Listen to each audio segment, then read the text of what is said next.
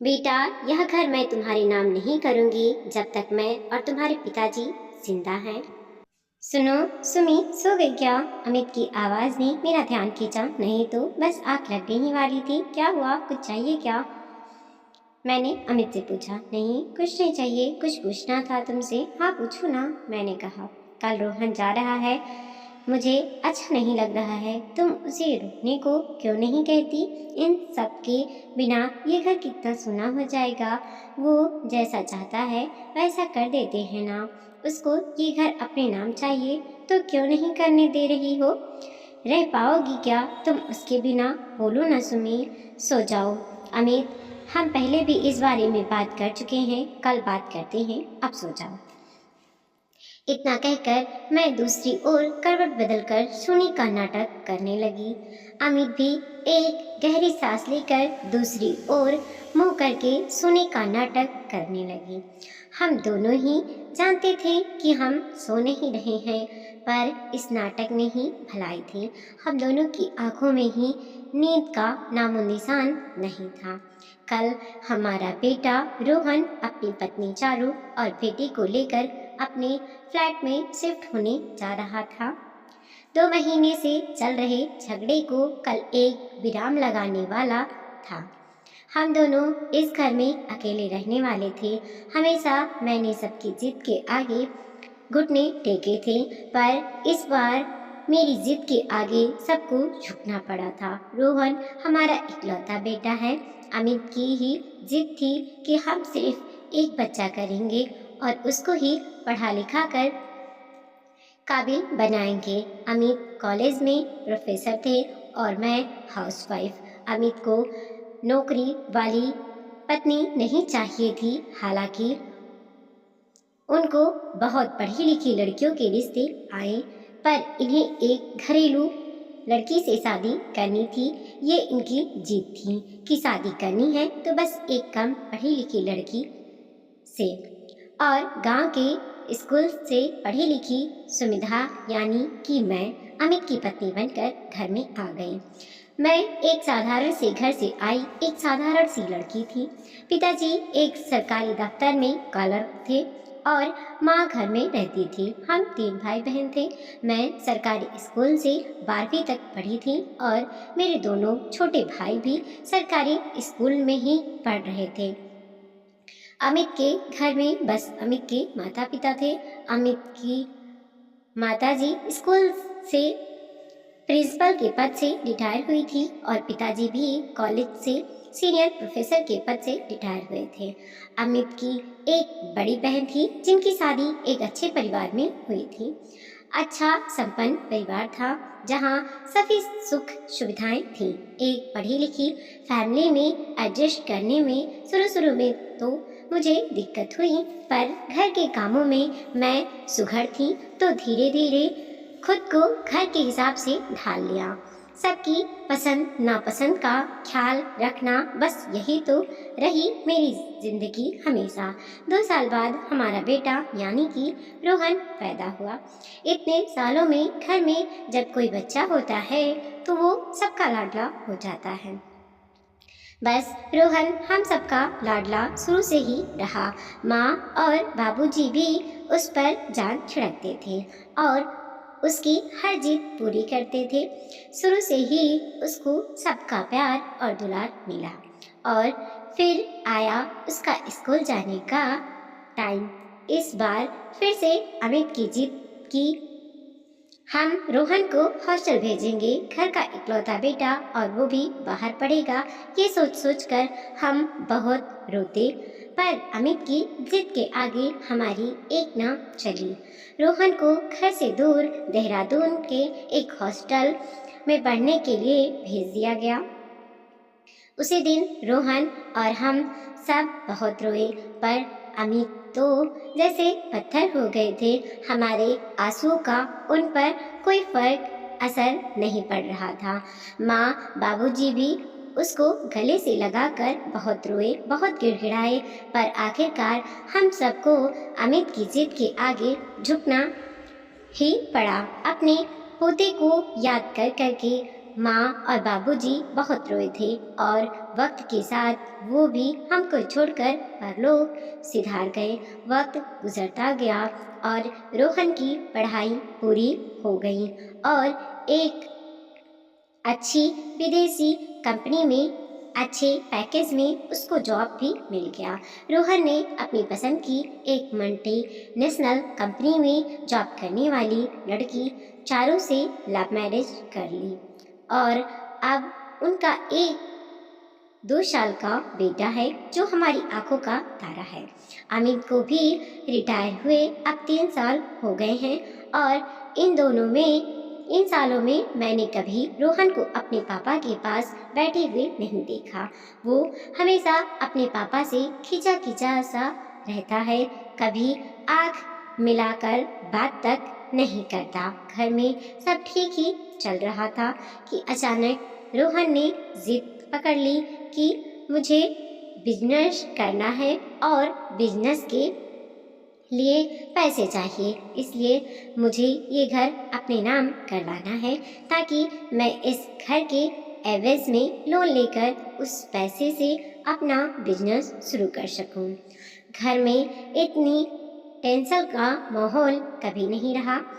अमित जो हमेशा बहुत ही स्ट्रांग रहे हैं अब कुछ टूटे टूटे से रहने लगे थे। वह रोहन को तो कुछ नहीं कहते थे पर मुझसे कहते कि मैं रोहन को समझाऊं। एक यही घर तो हमारे पास है जो हमारा अपना है। मैं रोहन के कमरे के आगे से गुजर रही थी। मैंने रोहन को चारों से बात करते हुए सुना और कुछ ऐसा सुना कि मेरा सर चकराने लगा। मैं रोहन को समझा समझा कर थक चुकी थी पर वो अपनी जिद से टस से मस नहीं हो रहा था। अभी परसों रात की ही तो बात है, फिर आज क्यों नहीं ऐसा लगा जैसे मेरे पैरों के नीचे से जमीन निकल गई हो। रोहन चारू से कह रहा था कि ये मेरा बाप मान क्यों नहीं रहा, इसे प्रॉपर्टी का अकेला वारिस हूँ मैं, फिर इस घर पर सिर्फ और सिर्फ मेरा ही तो हक है। आज नहीं तो कल ये मुझे ही मिलनी है। मेरे बाप ने भी तो अपने बाप से ये घर अपने नाम करवाया होगा, फिर इसको ये घर मेरे नाम करने में इतनी दिक्कत क्यों है। रोहन की बात पर चारू ने कहा कि रोहन तुम अपनी माँ से बात करो, उनको पटाओ, तुम्हारी माँ की बात तुम्हारे पापा नहीं टालेंगे। जैसे ही ये घर तुम्हारे नाम पर होगा उस बिल्डर से बोलकर इसको बिकवा देंगे। उसने बहुत ही अच्छे दाम ऑफर किए हैं, इतने में तो हम बढ़िया सा एक अच्छा एरिया में घर भी ले लेंगे। तुम सही कह रही हो चारू, बस ये बुढ़ा मान जाए। इसको मनाना आसान नहीं है, बहुत ही जिद्दी रहा है बचपन में, मुझे अपनी जिद की वजह से हॉस्टल में भेज दिया था। मैं कैसे भूल सकता हूँ कितना रोया था मैं, पर इस बुढ़े पर मेरे आंसुओं का कोई असर नहीं हुआ था। और ये मेरी माँ, इसने कभी मेरे बाप को नहीं रोका, हमेशा उसकी हाँ में हाँ मिलाई है। इनको तो मैं खून के आंसू रोते देखना चाहता हूँ। अपने बेटे के मुंह से ये सब सुन रही थी मैं, इसके आगे सुनने की मेरी हिम्मत नहीं थी। मेरे पैर कांप रहे थे, मुझे चक्कर से आने लगा। जैसे तैसे मैं अपने बिस्तर तक चलकर आई थी। बस उस रात ही मैंने निर्णय कर लिया था, रोहन को अब इस घर में रहने नहीं दूंगी। कितना जहर भरा हुआ था उसके मन में। मैं सोच रही थी कि हमारा बेटा ऐसे कैसे सोच सकता है, हमने ऐसे संस्कार तो नहीं दिए इसको। फिर याद आया, संस्कार तो हमने दिए ही नहीं। हॉस्टल में रहकर मोह और ममता कहाँ रहती होगी, रिश्तों का दर्द क्या होता है या इसने कहाँ जाना होगा। रिश्तों के साथ बढ़ बढ़कर होता तो जान पाता, पर जो बस कभी कभी छुट्टियों में घर आता था। वो कैसे जान पाता कि रिश्ते ही तो हमारी धरोहर होते हैं। उस वक्त भी तो ये बस अपने कमरे में ही रहता था। कितना भी बुलाते पर ये बस खाना खाता और अपने कमरे में घुस जाता था। सुविधाओं की कमी नहीं थी। हर नया गैजेट इसको जिद करते ही मिल गया जाता था। अपने पिता से तो इसकी बचपन में ही नहीं बनती थी। दोनों आपस में बहुत कम ही बातें करते थे। उस वक्त भी मैंने दोनों के बीच बनी इस खाई को भरने की बहुत कोशिश की थी। मुझे लगता था कि धीरे धीरे सब ठीक हो जाएगा, पर मुझे नहीं पता था कि ये खाई अपने अंदर इतना जहर भर लेगी। पर आज तो जैसे मेरी आंखें ही खुल गई थीं। सुबह उठते ही सबसे पहले मैंने रोहन को बुलाकर अपना निर्णय बता दिया कि ये घर तुम्हारे नाम नहीं होगा जब तक तुम्हारे पिताजी और मैं जिंदा हैं। ये घर हमारे नाम पर ही रहेगा। बिजनेस करना है तो अपने पैसों से करो। इतना ही नहीं, रोहन ने EMI पर जो MIG फ्लैट लिया था, मैंने उसको वहाँ शिफ्ट हो जाने के लिए बोल दिया। रोहन ने वजह पूछी पर मैंने उसको कोई जवाब नहीं दिया। अमित मुझे समझाने की कोशिश करते रहे कि बैठकर बात करते हैं, कुछ ना कुछ हल निकल जाएगा। पर मैंने आज पहली बार जिद पकड़ी थी और मुझे मेरे निर्णय से आज कोई नहीं हटा सकता था। रोहन को मैंने 2 दिन में शिफ्ट हो जाने का बोल दिया था। चारों ने भी मुझसे बात करने की कोशिश की पर मैंने उसको कुछ भी बोलने का मौका नहीं दिया। अमित मेरे अंदर ये बदलाव देखकर अचंभित थे। सारी जिंदगी अमित की जिद ही तो चलती आई थी इस घर में। मैं एक बच्चा और वो भी घर से इतना दूर, कितना रोती थी मैं दिन रात रोहन को याद करके। पर अमित ने कभी मेरे जज्बातों की परवाह नहीं की। और रोहन वो भी तो जब छुट्टियों में घर आता था मैं कितना लाड लड़ाती थी, पर वो बस अपने गैजेट की दुनिया में रहता। घर में जो भी होता वो सिर्फ और सिर्फ अमित की मर्जी का होता। मेरी मर्जी का क्या है, उससे अमित को कभी कोई मतलब नहीं होता था। और अब जब अमित रिटायर होकर घर में रहते हैं तो अपने पोते को खिलाने को कितना उत्सुक रहते हैं। उससे दूर होने का गम बर्दाश्त नहीं कर पा रही हैं।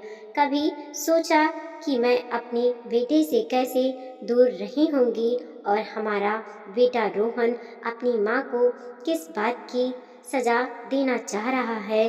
और अब जब सज़ा मिलनी ही है तो सबको मिलनी चाहिए, अमित को भी, रोहन को भी और मुझे भी। हाँ, ये सज़ा मेरे लिए भी तो है, इतना सब कुछ चुपचाप झेलते रहने की सज़ा। वीडियो को लाइक कीजिए, कमेंट कीजिए और अपने दोस्तों के साथ ज़रूर शेयर कीजिए। चैनल पे नए हैं प्लीज़ सब्सक्राइब कीजिए और देखते रहिए मोटिवेशनल स्टोरी। मिलते हैं और अगले नए वीडियो के साथ।